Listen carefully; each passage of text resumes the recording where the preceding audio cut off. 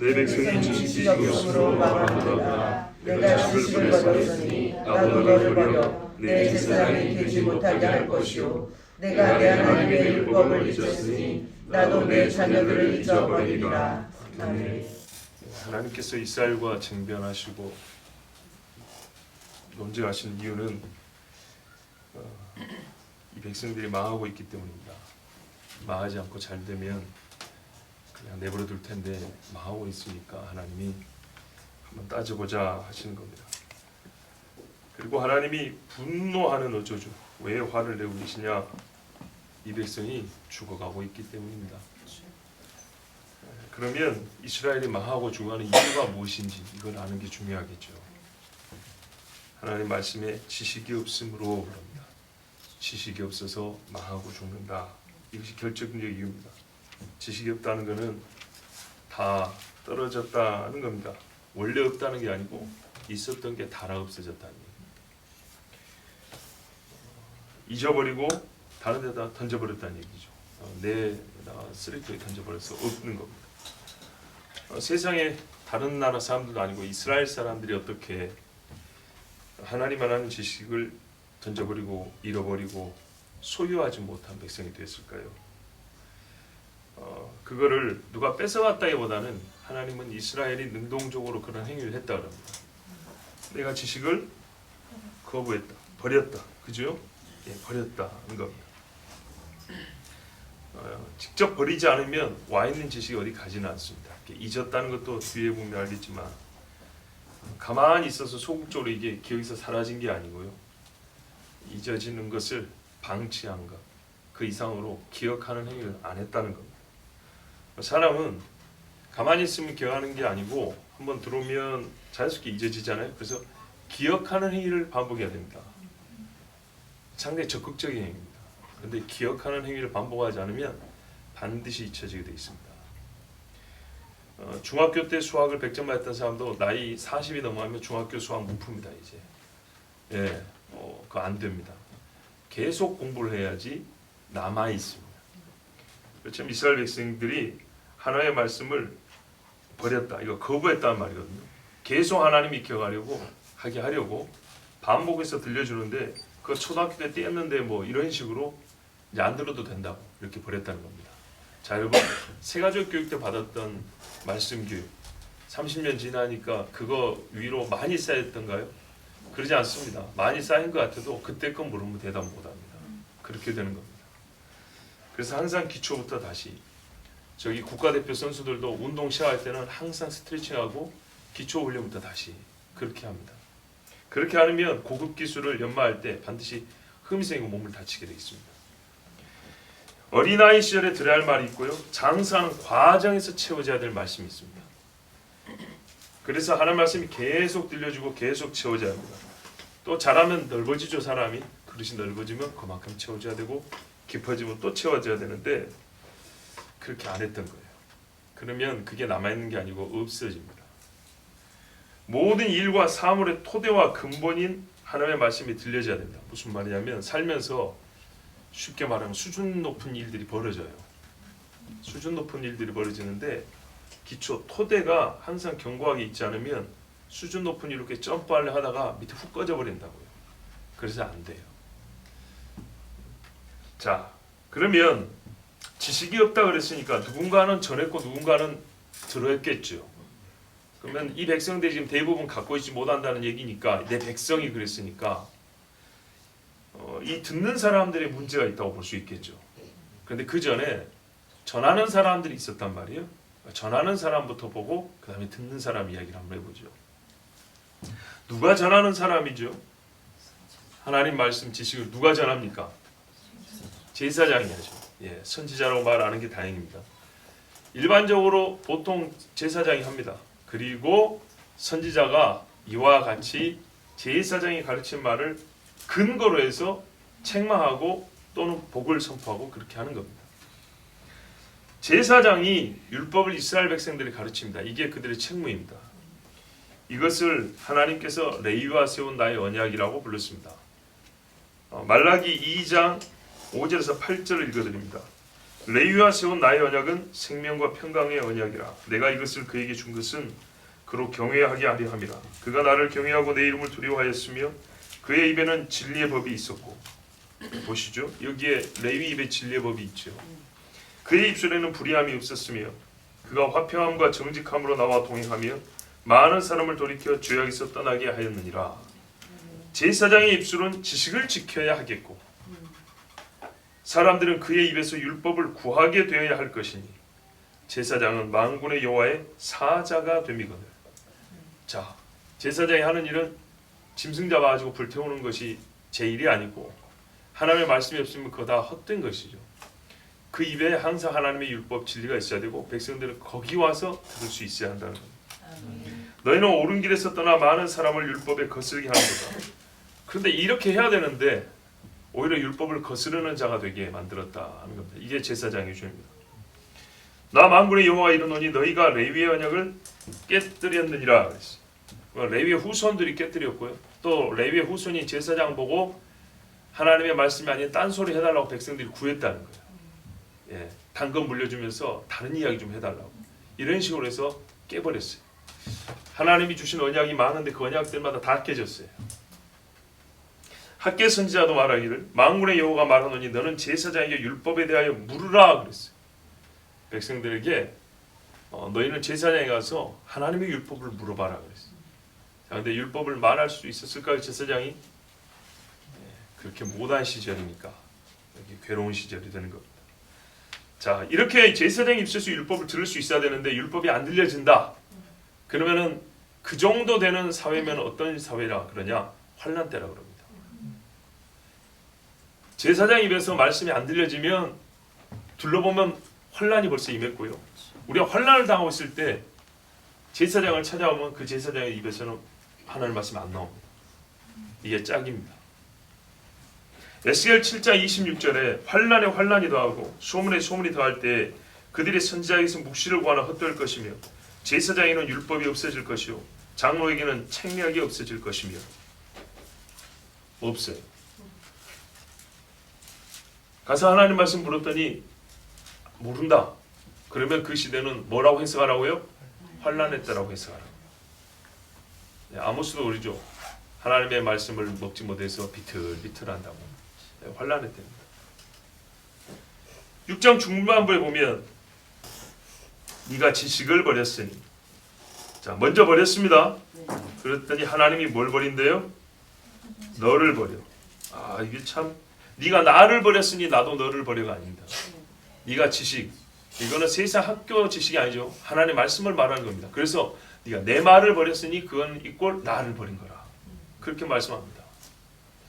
다윗도 바세바 간음할 때 그랬잖아요. 나단이 네가 나를 멸시하고 내 말을 던져버렸고 버려서 어떻게 됐습니까? 제사장이 되지 못해야 한다. 이건 제사장들을 두고 하신 말씀이라고 제사장 나라라고 불린 이스라엘에게도 해당되는 말입니다. 레위 지파 제사장들이 이 직에서 쫓겨납니다.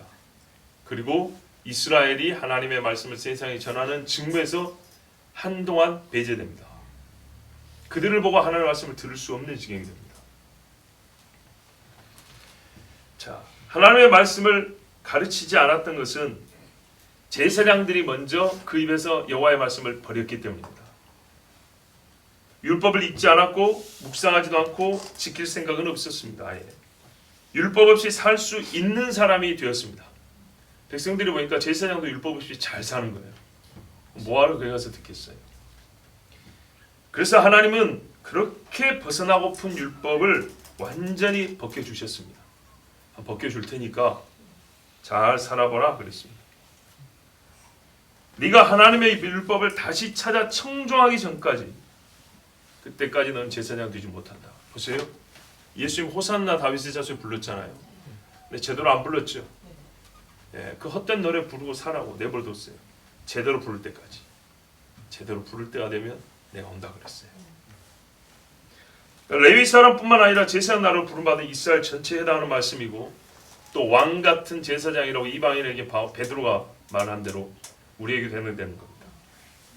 우리가 하나님의 말씀을 버리면 하나님이 제사장적 역할을 우리에게서 뺏어가 버립니다. 한 달란트 줄 때는 종입니다. 그래도 종입니다. 한 달란트 마저 뺏어버리면 얘는 종도 아닙니다. 후반부 보세요. 네가 내 하나님의 율법을 잊었으니 나도 내 자녀들을 잊어버리리라. 야, 율법을 잊으니까 나도 네 이름을 잊어버리리라. 네 족보를 잊어버리라 아니고 내 자녀를 잊어버리라 그랬어요.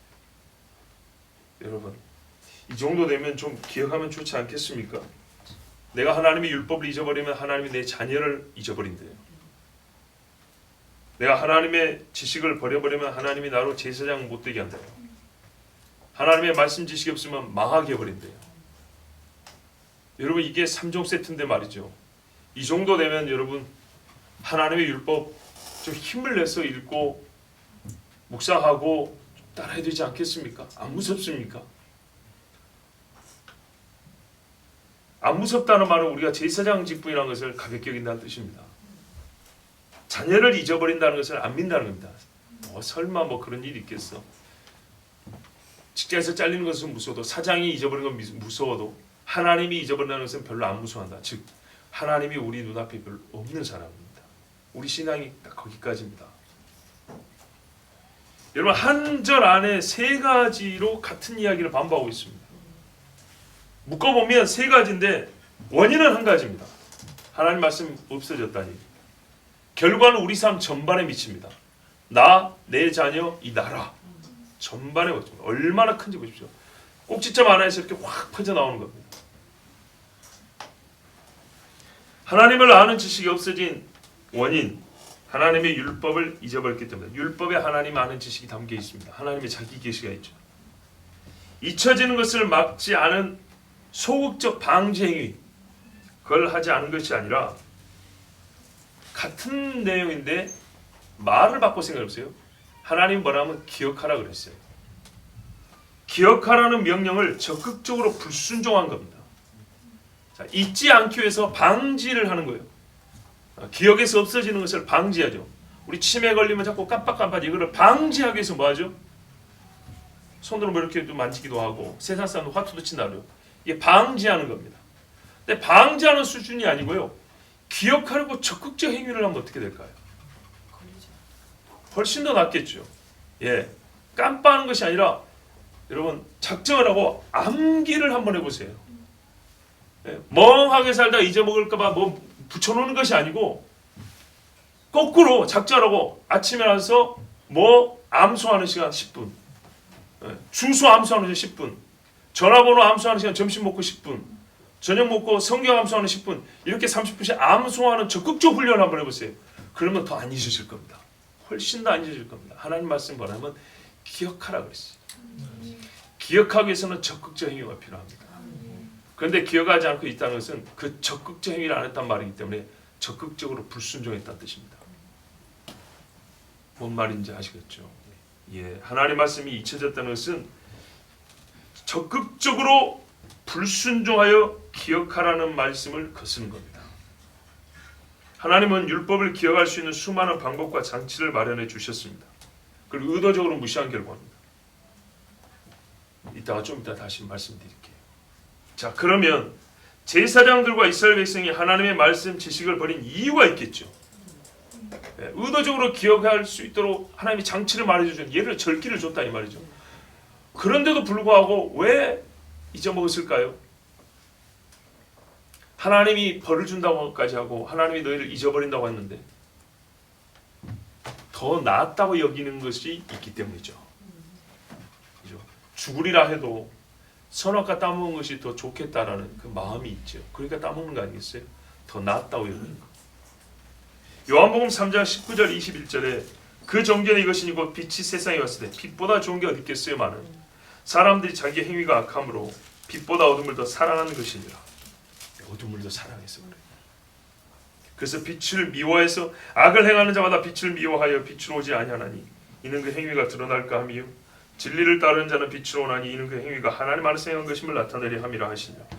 빛 가운데 있는 사람은 자신 있게 빛으로 나오고요. 어둠 속에 있는 사람은 혹 그 빛이 비칠까 하여 더 숨는다 합니다. 그래서 안 와요. 그래서 들려고 하잖아요. 말씀을 비추라 했잖아요. 내 발에 등 내 길에 비치고. 사람의 죄는 발로 표현을 내잖아요. 네 발이 어디에 닿아있느냐, 어디로 들어갔느냐, 결정적입니다. 자, 그러면 빛보다 어둠을 더 사랑하는 이유는 어디 있을까요? 그 어둠 뭐가 좋다고? 왜 어둠을 더 사랑해서 하나님의 말씀을 잊어버릴까요? 육체가 그걸 좋아하기 때문입니다. 우리 말씀에도 11절 보세요. 음행과 묵은 포도주와 새 포도주가 마음을 빼앗느니라. 아멘. 이것 때문에 음녀의 입에서는 꿀이 떨어지고 그 입천장은 기름보다 미끄럽다 했습니다. 이 정도까지 왔으니 우리가 이제 조금 사람들이 왜 하나님의 율법을 잊어버린지 조금 알게 됐습니다. 이게 다는 아닙니다. 자, 여기까지 말씀을 듣고 뭐 그걸 어떻게 또 다 망라해서 보겠어요. 자, 여기까지 우리가 듣고 신뢰를 한번 떠올려 볼까요? 육체를 쫓아서 하나님의 말씀을 잊어버리고 던져버리고 제사장지에서 쫓겨난 사람 내지는 집이 있어요. 누구죠? 엘리 집이 있죠. 사사시대 말기에 엘리 제사장의 집이 꼭 이 말씀에 맞는 집. 하나님의 말씀들 가만 보면 교훈이 있고요, 신뢰, 실증이 성경에 다 있어요. 예? 아비의 말을 듣지 않고 음녀에게 가서 사막길로 가다가 겨우 살아난 자, 자문에 나오죠. 그 신뢰가 있어요. 예수님이 비유로 누가복음 15장에 탕자의 비유했죠. 꼭 그대로입니다. 그건 만든 이야기가 아니라 수없이 쌓인 실제 사람들의 사례를 예수님이 정리해서 들려준 것밖에 안 됩니다. 밖에 오면 너무 격이 떨어지는 그게 아니고 그걸 다시 정리해서 들려준 겁니다. 실제로 바람 피고 죽어간 사람이 얼마나 많습니까? 가정을 파탄으로 그냥 이렇게 말아가지고 던져버린 사람들이 역사 중에 얼마나 많이 있습니까? 아버지 재산 말아먹고 그렇게 못되게 살다가 온 집안 식구들 괴롭게 한 사람이 셀 수 없이 많습니다. 그건 하나의 꾸며낸 예화가 아닙니다. 그런 일들이 많이 있었기 때문에 그 많이 있었던 일들을 자라고 있는 세대들에게 이야기 형식으로 들려준 겁니다. 실제 이야기입니다. 실제. 자, 오늘 이 말씀도 실제였는데 제사장의 집 엘리 집을 보십시오. 사무엘상 2장 12절에서 17절을 보면 엘리의 아들들은 행실이 나빠 여호와를 알지 못하더라. 결론입니다. 하나님을 알지 못하면 행실이 나쁘고요, 행실이 나쁜 사람은 여호와를 모르는 거예요. 우리가 고민이 있죠. 믿음이 있는데 연약한 건지 믿음이 없어서 저 죄를 짓는 건지. 엘리의 아들들은 믿음이 없어서 죄를 지었습니다. 자, 여러분도 구분해 보세요. 믿음이 없는 사람은 어떤 죄를 짓는가? 이런 죄를 짓는 사람은 믿음이 없는 거예요. 그 제사장들이, 직분은 제사장이에요.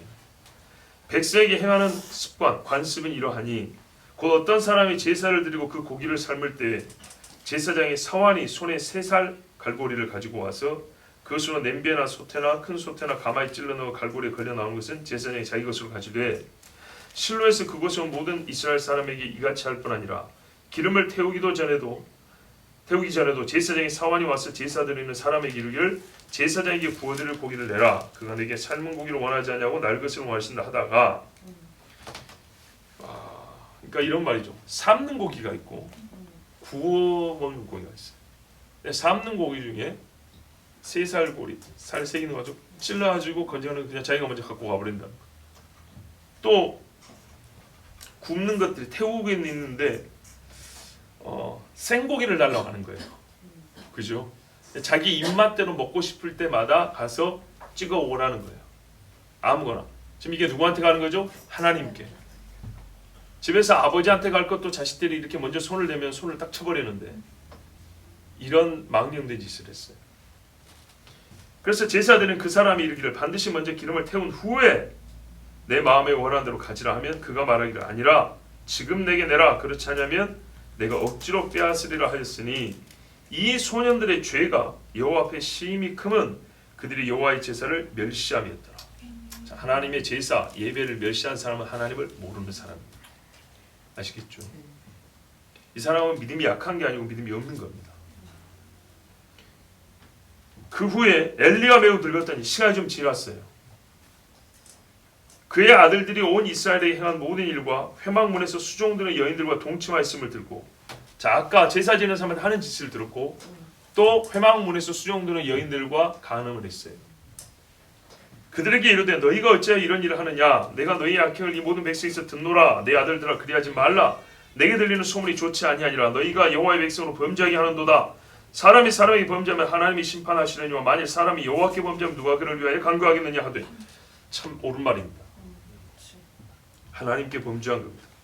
그들이 자기 아버지의 말을 듣지 아니하였으니 이는 여호와께서 그들을 죽이기로 뜻하셨음이더라. 자, 여호와의 제사를 멸시하고 간음까지 했어요. 그런데 벌써 이때 와버리면 하나님이 죽이기로 작정한 겁니다. 그래서 아버지 말을 안 듣습니다.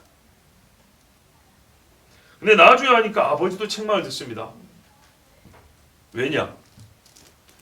이 정도 말을 하고 더 이상 아들들이죠. 다 큰 아들들이지만 책망하지 않았고 제사장 직분에서 파면을 시켜야 됩니다. 더 죄를 못 지게. 근데 내버려뒀어요. 그래서 아버지 엘리도 엄청나게 큰 책망을 듣습니다. 그 자기 생전에 아들 죽었다는 소리 듣고 목이 부러져 죽죠. 살 수 있었습니다. 자, 하나님의 사람이 또 옵니다. 엘리 집에 하나님이 얼마나 은혜를 많이 줘. 2장 27절 36절에 제가 뭐 말을 많이 안 붙일 테니까 한번 들어보십시오. 하나님의 사람이 엘리에게 와서 그에게 이르되 여호와의 말씀에 너희 조상의 집이 애굽에서 바로의 집에 속하였을 때 내가 그들에게 나타나지 아니하였느냐? 이스라엘 모든 지파 중에서 내가 그를 택하여 내 제사장으로 삼아 그가 내 제단에 올라 분향하며 내 앞에서 에봇을 입게 하지 아니하였느냐? 이스라엘 자손이 드리는 모든 화제를 내가 내 조상의 집에 주지 아니하였느냐? 레위 집이 얼마나 은혜를 받느냐 그 말이죠.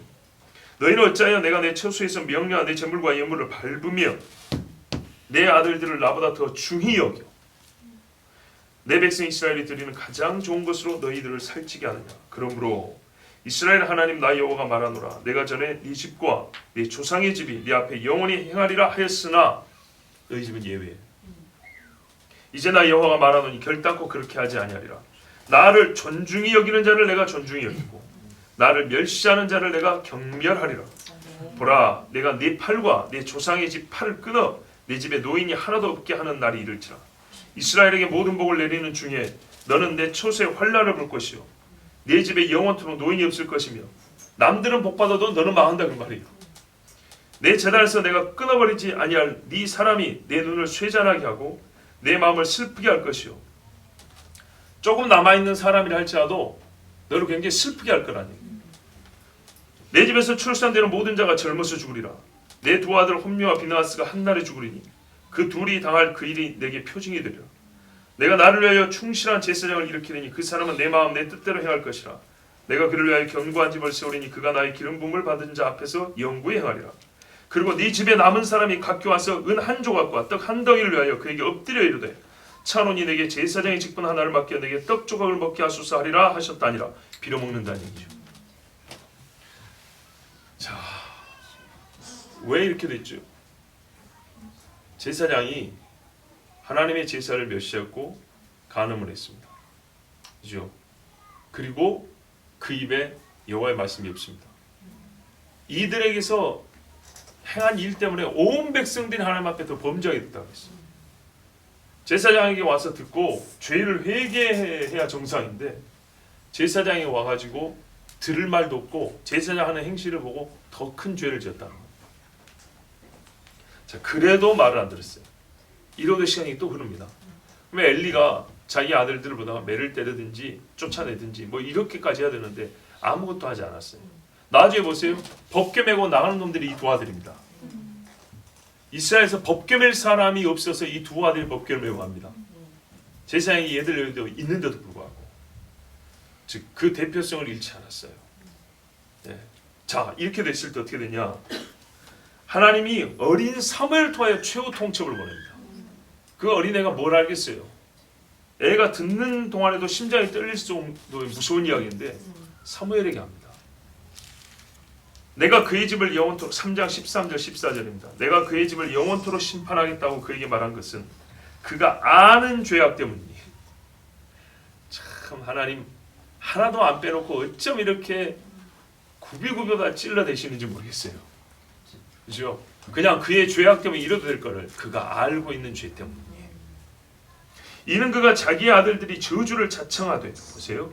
그냥 죄를 지었으가 아니고 하나님은 그 성격을 정확하게 표현해 줍니다. 저주를 자청했다.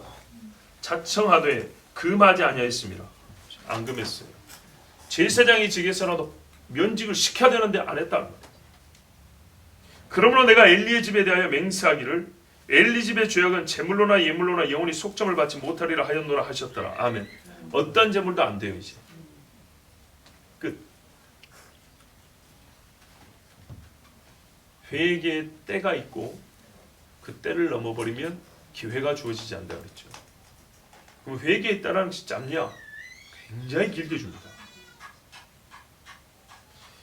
자, 그런데 여기서 이와 같이 명백한 죄, 배도의 길을 걷고 있으면서도 이스라엘이 자기들의 처지를 모릅니다. 엘리가 자기 집안이 지금 어떻게 되어가는지를 모릅니다.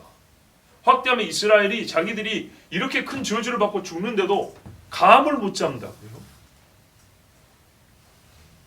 왜 감을 못 잡을까요? 무디아사가 아니고 이것도 역시 적극적인데요. 옳다고 생각하기 때문입니다. 네. 잘못하는 것을 조금 느끼는 게 아니고 잘못이 없다고 스스로 생각하기 때문입니다. 여러분 선지서들을 한번 읽어보세요. 자기들이 하나님을 버렸다고 생각하는 사람이 얼마나 되는가? 사실 없습니다.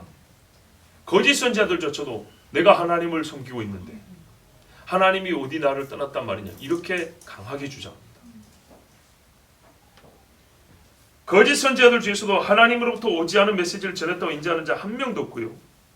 하나님의 영이 자기를 떠났다는 말에 다 화를 냅니다. 연기하는 거 아닙니다. 진짜로 그렇게 믿고 있는 겁니다. 대체로 이스라엘 사람들은 자기들의 영적 상태에 대하여 야훼의 점수를 줍니다. 우리가 여호와께 제사 잘하고 있지 않습니까? 눈먼 것 들으면서도 제사 잘하고 있는데요. 이렇게 말했지. 잘못했습니다 하고 좋은 것으로 됐으면 이렇게 말한 경우 여러분 읽어보셨어요? 못 읽어봤죠. 그렇습니다. 이게 바로 영적으로 죽었다는 겁니다. 나에게 무슨 문제가 있는가 입니다. 문제가 없다고 생각합니다. 그들의 판단으로는 절대 자기들이 망할 일이 없습니다. 죽을 일도 없고 하나님이 나에게 재앙을 내릴 일도 없습니다. 그렇게 생각하니까 하는 겁니다. 만약에 오늘 당장 죽는다 하면 여러분 자동차 운전이라도 하겠어요? 안 죽는다고 생각하니까 하는 거예요. 어쨌든 간에. 예. 고라도 자기가 죽을 일을 하고 있다고 믿지 않았습니다. 꼭 그 반대의 믿음을 굳게 가졌던 겁니다. 어떻게 그럴 수가 있을까요?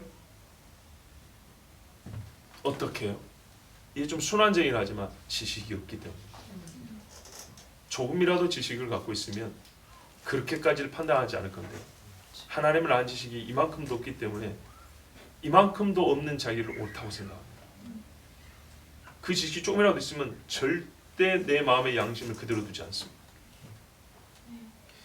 여러분 이스라엘이 가장 거룩하게 여겨질 때 예컨대 다윗 시대라고 합시다. 아니면 여호수아 시대라고 해도 좋고요. 그럴 때나 가장 타락할 때나 므낫세나 시드기야 왕 때나 마압 왕 때나 그때도 공통적으로 들을 수 있는 말이 있어요. 이스라엘은 항상 여호와 하나님을 불렀어요. 최고로 거룩할 때도 가장 타락할 때도 그들의 종교 언어는 바뀐 적이 별로 없어요.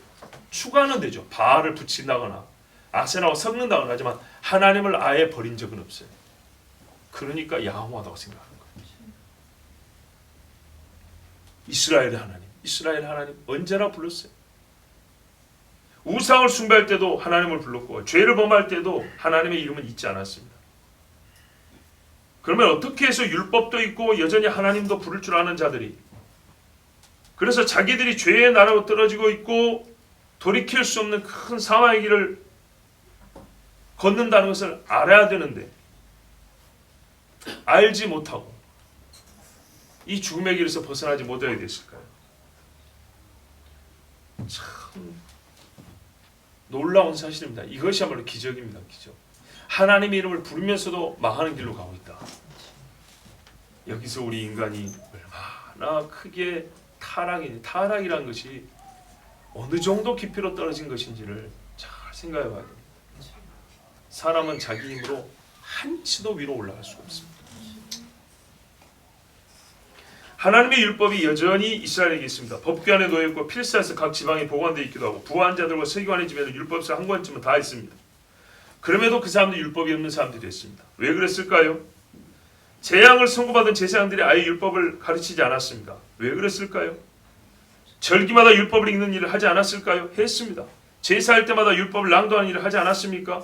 재판할 때 율법을 언급하지 않았습니까? 했습니다. 재판할 때 법이 율법입니다. 그런데도 왜 이 백성이 율법이 없는 백성이라고 하나님 부를까요? 안식일과 절기를 지키며 그때마다 성수에 모여 율법을 낭독하고 아이들의 손목과 미간에 말씀을 붙이며 문설주에 쓰고 민형사상의 모든 재판원의 판결법 율법을 사용하고 가정교육과 학교교에서 율법을 사용하는데 어찌 율법을 잊을 수가 있을까요?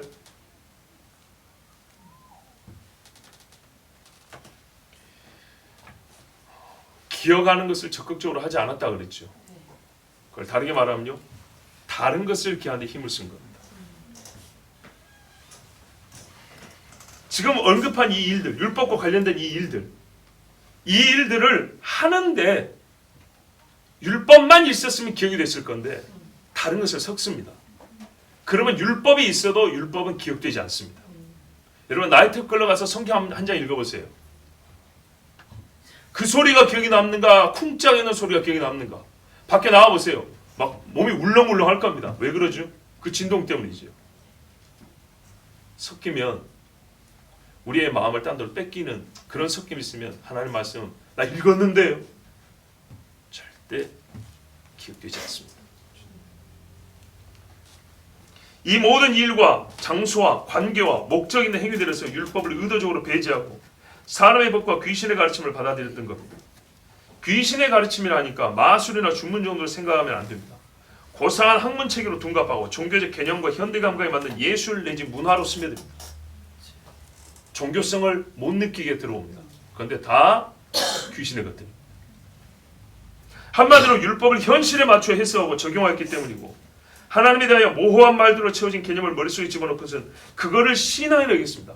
섞여진 개념을 넣고 그 중에 일부가 성경과 맞으니까 이게 신앙이라고 했던 겁니다. 지식이 없으므로 이런 상태를 하나님은 지식이 없다고 그럽니다.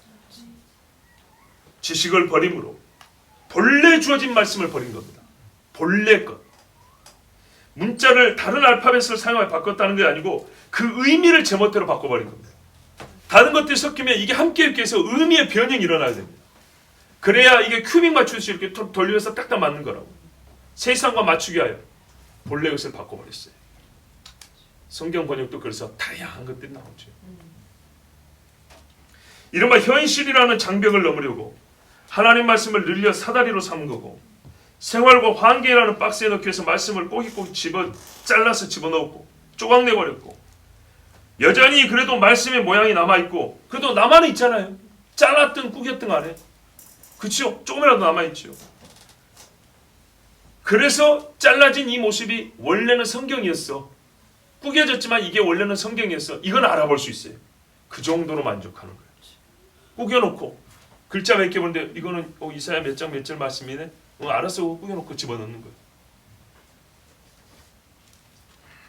구겨지고 늘려진 말이 하나님의 말씀이란 사실을 그렇게 해놓으면 그래도 안 잊을 줄 알았죠. 구겨진 형태에서도 말씀이 좀 보이니까 찢어놨지만 한 절이라도 보이니까 근데 그렇게 되면 금세 잊혀져 버립니다.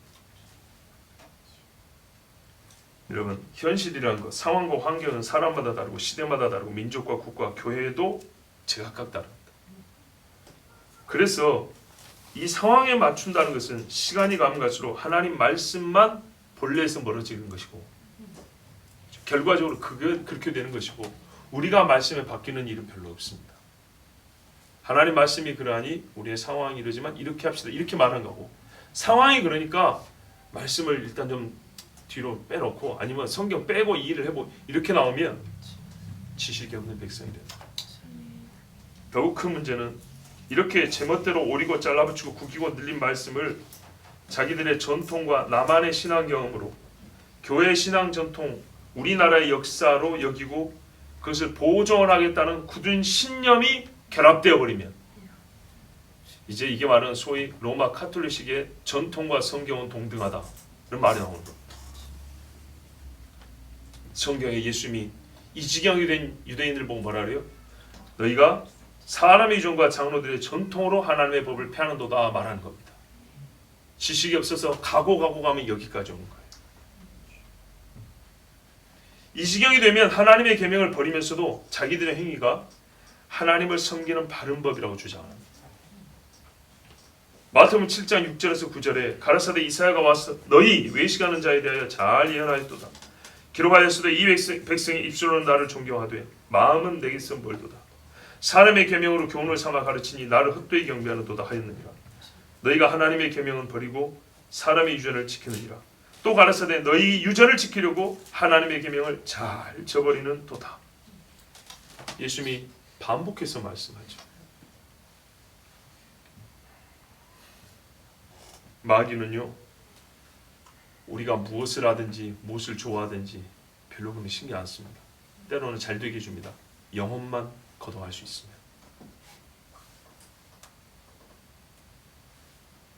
내가 선택한 직업과 직종이 하나님이 택해 주신다라는 굳은 믿음만 갖고 있으면 됩니다. 사실은 아닌데.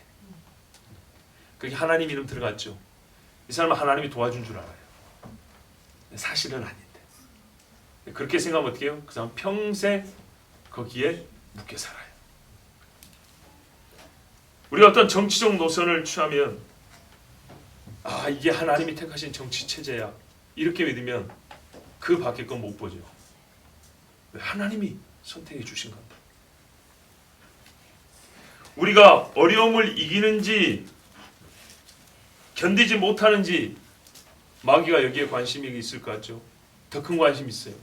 이겨내더라도 저놈이 지가 좋아하는 말씀만 딱 골라서 이기는지 그렇지 않은지. 지가 좋아하는 말씀만 매번 골라서 이기면 내버려 둡니다. 이겨내라고. 사실 그건 이긴 거 아니거든요. 못된 버릇을 갖추는 거예요. 이런 식입니다. 성대 간에 서로 친하게 지낸다고 마귀는 이간질 시키지는 않아요. 친하게 지내는데 악을 행하면서 친하게 지내면 내버려 둡니다. 친하라고. 마귀는 의를 행하지 않고 생명만 뺏을 수 있으면 우리 보기에 조금은 좋게 보이는 일들 잘 도와줍니다.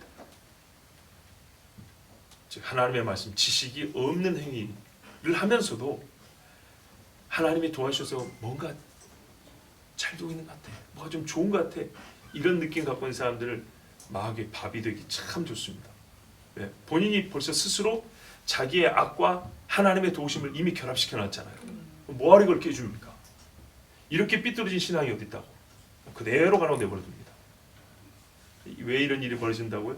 우리가 지금 계속 듣고 있죠? 지식이 없으면 이게 지금 망하는 거죠. 망하는 동네. 그런데 우리 하나님은요, 우리를 살리는 데 관심이 있어서 작은 것도 내버려 두지 않습니다. 사랑하는 부모님은 숟가락, 젓가락 짚는 법도 그대로 내버려 두지 않죠. 내가 숟가락 이렇게 먹으라고 하지 않습니다. 얼마나 불편합니까? 많이 흐르고 이렇게 집어먹어, 이렇게 가르쳐줍니다. 성경에는 하나님이 우리를 세밀하게 간섭하는 이야기가 많아요. 우리를 살리고 우리에게 생명을 주어 더 풍성히 하기 위해 하나님께 간섭하시는 거예요. 지식이 없으므로 잘 모르겠습니다 는 이런 겸손의 표현이면서 또 솔직히 말하면 모른다는 뜻입니다. 어떤 경우는 조금만 알아도 아는 축에 들 수 있습니다. 왜? 처음부터 100% 알 필요가 없는 것들이 있어요. 근데 어떤 거는 100% 알아야 아는 것이라 얘기해 주는 수가 있습니다. 예를 총을 쏜다고 해볼까요? 총알이 나가야 총 쏘는 법을 아는 거죠. 총알이 나가기 전 단계까지는 알아요. 그래도 알긴 아는 거죠. 모르는 건 아니죠. 근데 그 아는 것은 총알이 안 나가기 때문에 총 쏘는 법은 모르는 겁니다. 총탄을 장전하는 법은 아는 거고, 총을 이렇게 견착하게 되죠. 몸에 딱 붙이는 법, 폼 잡는 것까지는 알지만 쏘는 법은 모르는 겁니다. 쏘는 법을 조금 알아요? 아닙니다. 쏘기 전까지 알아요가 이게 정확한 말이죠. 쏘는 법은 모르는 겁니다. 쏘는 법을 조금 알아내는 말은 관역을 정확히 못 맞춘다는 말. 쏘는 법을 아는데 정확히 맞추면 쏘는 법을 제대로 아는 거고, 그렇죠? 근데 정확히 보면 항상 빗나가요. 쏘기는 쏘는데 그래서 그거는 잘 모르는 거죠. 예를 들면 이런 것들입니다. 하나님 말씀은요, 어떤 부분은 우리가 잘 모를, 정말 일부 아는 것들이 있어요. 평생 알아도 다 모릅니다. 그래서 일부 아는 것으로 하나님이 거기 그냥 넘어가 주시는 경우도 있어요. 괜찮아요. 그런데 어떤 거는 절대 일부만 알면 안 됩니다. 예수님의 십자가, 대속에 이르는 십자가까지 모르면 그 전까지는 아무 소용이 없습니다. 여러분, 생사가 걸린 문제라면 우리가 일상생활 살면서도 절대 어느 정도의 지식을 원하지 않습니다. 생사가 걸린 문제라면. 그렇지 않습니까? 어느 정도의 지식을 가진 인턴한테 여러분 암 수술 맡깁니까?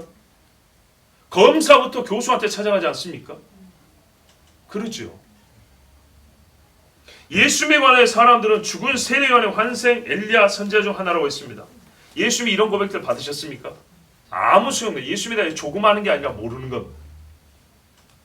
그리스도라는 지식이 없는 겁니다. 그러나 베드로는 주는 그리스도시여 살아계신 하나님의 아들이신다 했고, 예수님이 칭찬했어요. 바요나 시몬아 네가 복이 있다. 이를 내게 알게 하는 혈육이 아니라 하늘에 계신 내 아버지 지시라고 했습니다. 이렇게 된 지식이 하나님을 아는 지식입니다. 그 다음에 이 지식 반드시 실천이 붙어야 되죠. 스스로 하나님의 말씀이 나에게 충만하고 다른 사람보다 훨씬 더 많은 말씀을 알고 있고 거기에 근거하여 나는 살아가고 있다고 생각하는 사람은 자기가 닥치고 경험하는 모든 문제에서 하나님의 말씀을 검과 같이 휘두르지 않는다면 나는 스스로 자신할지 모르지만 말씀을 많이 잃어버렸구나, 잊어버렸구나 인정해야 됩니다. 자, 나는 하나님의 말씀이 많이 있는 사람이야, 지식 충만한 사람, 이렇게 했으면 어떤 일이 나타나냐면 내 눈앞에 닥치는 문제에서 말씀이 검으로 끄집어내서 휘둘려져야 돼요. 여기까지 확인이 안 되면 자기 착각인 거예요. 나에게 말씀이 없는 거예요. 다른 측면에서 말하면 내가 하나님의 말씀을 내 멋대로 사용하여 자기를 합리화하고 하나님이 주신 말씀을 구체적인 상황에 적용하지도 않으면서 머릿속에 들어있는 몇 가지 신학 주제에 대한 이해와 기억되어 있는 말씀 구절이 남아있는 것과 과거 한때 좋았던 신앙의 추억 정도로 나는 여전히 하나님의 말씀을 알고 있고 나는 그 말씀을 지키는 사람이다, 하나님과 동의하는 사람이다, 이거는 완전 자기 착각입니다. 환상 속에 사는 겁니다. 벌써 많은 것을 잃었다는 걸 아셔야 됩니다. 예전에 제가 이런 말씀 드렸어요. 하나님의 말씀을 검으로 사용하지 않는 자에게는 검을 찰 허리띠도 주지 않는다. 자, 오늘 이 말씀 여러분 다 들으셨습니다. 하나님의 말씀 잊으면 안 되겠죠. 네. 부지런히 읽어야 됩니다. 아멘. 새겨진 것만 나옵니다. 아멘. 운동선수들도 훈련한 것에 반에 나온답니다. 네, 반만 나옵니다. 그런 생각으로 연습을 한다고 그랬어요. 하나님 말씀 여기에 새겨진 정도가 아니면 입에 붙어있지 않습니다. 입에 붙어있는 정도가 아니면 말해지지 않습니다. 자, 그러므로 하나님의 말씀 지식이 있어서 망하지 아니하고 하나님은 망하지만 않게 해준다는 얘기가 아니죠. 말씀의 해석을 해보면 흥하게 해준다는 겁니다. 말씀이 있는 집은 반드시 말씀이 역사하기 때문에 흥하게 해준다는 말씀입니다. 자, 여기까지 말씀의 뜻이고 하나님 주시는 하나님의 마음입니다. 이제 마지막으로 지식을 거부함에 대하여, 자, 전하는 사람 제사장, 듣는 사람 백성 이야기를 지금 아울러서 했습니다. 그런데 우리가 지금까지는 말씀 그 자체에 조금 집중을 했는데 이제 그 전하는 사람과 배우는 사람에 대해서 좀 생각을 해볼까요? 지식은요, 단순 정보 전달과 또 받아들이는 그 입수가 아닙니다. 특히 사람이 사람에게 지식을 전수할 때는 반드시 인격적 요소가 포함이 됩니다. 그죠? 내가 기계로부터 지식을 받을 때는 기계의 인격하고 무관하게, 그러니까 그하고 감정의 문제가 없어요. 그죠? 거꾸로 내가 글을 쓸 때는 종이에 내가 뭐 감정 유감 없어요. 그죠? 그래서 둘 사이 인격적 문제 별로 뭐 문제되지 않습니다. 그런데 사람과 사람 사이에서 지식이 전해지고 받아들이고 이런 과정에서는 지식의 옳음도 중요하지만 두 사람의 관계가 매우 중요합니다. 아멘. 내용뿐만 아니라 두 사람 사이의 신뢰가 절대적입니다. 지식의 수준, 옳음에 따라 신뢰도가 달라집니다. 개인적으로 너무 좋아하는 친구인데 얘는 맨날 잘 모르는 것만 얘기해. 그래서 얘 말을 믿고는 짜장면 한 그릇도 못 시키겠어요. 내용이 좋아야죠. 또 한편으로는 지식 외적 요소가 있는데 그게 바로 신뢰와 선호도입니다. 이 사람이 하는 말은 다 옳은데 나는 이렇게 말하고 전해주기 싫어. 그래서 나는 다른 데서 그냥 듣겠어. 비슷비슷하다면 이 집 짜장면하고 저 집 짜장면이 비슷해요. 그러면 이 사장 내가 배우면 마음에 안 든다. 저쪽에서 시켜 먹겠어. 우리 일반적으로 경험하는 것들입니다. 만약에 이 집 짜장면은 사람 먹고 살 수 있는 거고 저 집은 한 그릇 먹으면 죽는다 그러면은 사장이 좋든 싫든 여기서 먹어야겠죠. 그렇지 않고 비슷하면 저쪽으로 가겠다는 거예요. 이상한 일이 아닙니다. 자, 이거는 잘못됐다는 게 아니라 우리에게 있는 현상에 대하여 해석을 해야 되는 겁니다. 그래서 이때에는 가르치는 자와 배우는 자의 인격에 대하여 서로가 갖고 있는 가치관이나 습관이나 기호에 대하여 생각해 볼 필요가 있습니다. 그중 가장 먼저 고려해야 될 것은 가르치는 자의 인격과 본됨입니다. 이게 제일 중요하죠. 여러분 학교에서 선생님 그러죠. 선생님 쓰레기 버리지 마라 해놓고 쉬는 시간 되면 선생님 담배 피우고 암으로 버린단 말이죠. 그러면 애들이 나중에 쓰레기를 줍기는 줍지만 이거 우리 선생님이 버린 담배꽁초다 이러죠. 그런 겁니다. 쓰레기를 줍고 또 버리지 않는 게 잘못됐다는 게 아니고 선생님이 애들 보는 데서 담배를 피우고 버렸다 이 말입니다.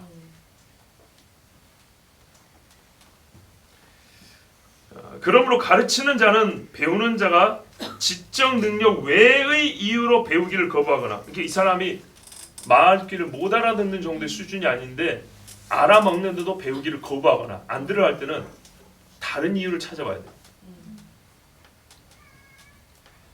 그 첫 번째는 뭐냐면 아까 그 선생님 담배 피는 선생님처럼 자기를 보는 겁니다. 내가 쓰레기를 버리지 말라고 했는데 내가 맨날 쓰레기 버리는 사람 아닌가 이런 말입니다. 뭐 호세아 같은 경우에 호세아 뭐 갈 필요 없고 이런 분들 저희 같은 목사들 같은 경우에 설교를 많이 한단 말이죠. 사실 엄청나게 말을 많이 하는 거예요. 작정을 해놓고 말을 하는 그런 자리니까 많은 말을 하는데 과연 그 말의 옳음도 일단 중요하고 두 번째는 그 옳은 말을 어느 정도의 인격적 수준을 가지고 또한 그 말씀에 대한 순종의 삶을 가지고 전하느냐 이게 매우 중요하다는 얘기입니다. 그래서 만약에 여러분이 안 듣는다면은 두 가지를 같이 보는 겁니다. 세 가지를 봐야죠. 내용이 옳지 못하거나 내용이 별로 들을 게 없다. 두 번째는 저 같은 종들이 본인이 안 된다. 세 번째는 이제 듣는 본인 이야기입니다. 내가 본래 하나님에 대한 믿음이 없다. 그래서 나는 안 들린다. 이렇게 셋 중에 하나입니다. 자, 그러면 어떻게 될까요? 전하는 자는 자기를 먼저 돌아보면 되고 듣는 사람도 자기를 먼저 돌아보면 됩니다. 그런데 이런 자기를 돌아봄과 무관하게 무조건 들어야 되는 상황도 있습니다. 그 뭐냐면 하나님이 직접 들려줄 때입니다. 그렇죠? 욥하고 친구들은 서로 잘났다고 싸웠거든요. 이건 가능해요. 그렇지만 그중 제일인 욥에게 하나님이 나타나셔 버리면 전하는 하나님이 좀 모자라자 이런 말 안 통합니다. 그때는 무조건 드려야 됩니다. 그렇지 않으면 이제 그때는 죽는 겁니다. 그래서 하나님 뭐래? 꿈으로 나타냅니다. 꿈으로 자기를 드러내시고 천사를 보내줍니다. 천사하고는 사람과의 관계도 다르죠. 천사는 말 직접 하나님이 데리러 온 거기 때문에 천사 당신이 이런 식으로 해주니까 내가 듣기 어렵다. 이건 아니죠. 천사가 나타나면 무조건 드려야 됩니다. 그럼 살면서 가끔 자다가 눈을 떴는데 누가 옆에 앉아있다는 느낌 받아본 적 있습니까? 또 이 소리 듣고 오늘 잠 못 주시는 그런 적 가끔 있죠. 누가 와 있는 것 같아요. 분명히 문은 닫혔는데 그럴 때는 조용히 하나님 앞에 기도하십시오. 일단 무서울 겁니다. 천사라도 무섭고 귀신이라도 무섭고 깜깜한데 누가 인기척이 있다. 근데 보이진 않는다. 여러분 성경에 그럽니다. 사람이 자고 누워 있을 때 밤중에 이상과 환상 중에 하나님은 그 길을 열고 말씀하시다. 그때는 무릎 꿇고 하나님 무슨 말씀하시렵니까? 그렇게 물어보십시오. 천사를 보내주셨으면 천사를 통해 하실 말씀이 무엇입니까? 만약에 내 눈에 안 보이지만 정말 막 무섭고 너무 공포스럽다면, 더러운 귀신이 왔다면, 하나님 제가 주님 앞에 뭐 이래도 저래도 하나님의 뜻이 있지만 이런 건 조금 더 심각하죠. 하나님 앞에 정말 두려움으로 살려달라고. 왜요? 죽음의 사자가 각집으로 싹 지나갔습니다. 살면서 분명히 한두 번은 겪어봤을 겁니다. 성경은 분명히 그렇게 말합니다. 밤중에, 꿈중에 내가 너에게 나타난다 그랬어요. 무시하지 마세요. 사람과 사람 사이에서 하나님의 말씀이 전해지고 들을 때는 결론입니다. 내용의 옳음이 중요하고 그 사람의 본됨도 중요합니다. 이거는 각자가 자기 책임입니다. 그런데 하나님이 직접 나타나서 말씀하실 때는 그런 걸 따질 수가 없습니다. 무조건 예의해야 됩니다. 자,